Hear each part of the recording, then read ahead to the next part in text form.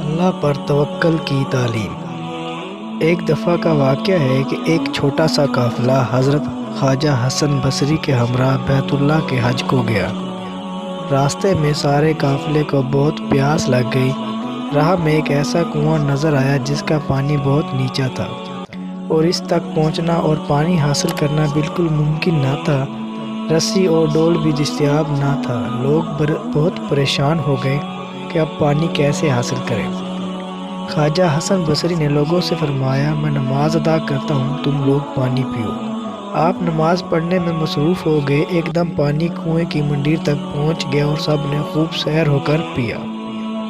اس قافلے کے کچھ لوگوں کے دل میں یہ خیال پیدا ہوا کہ کیوں نہ پانی کسی چیز میں ڈال لیا جائے تاکہ آگے راستے میں پانی کی کمی محسوس نہ ہو۔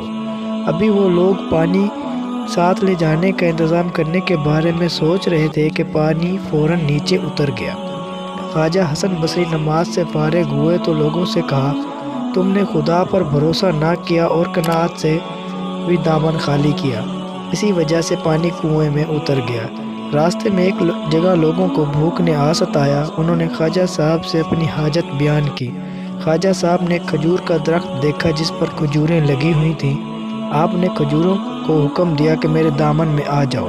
کھجوریں درخت سے آپ کے پھیلے ہوئے دامن میں آ گریں۔ آپ نے سب قافلے والوں کو کھجوریں دی۔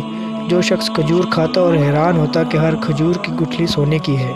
لوگ گٹھلیوں کو مدینے لے گئے اور فروخت کیا اور اپنی ضروریات پوری کرنے کے علاوہ باقی مال خیرات کر دیا۔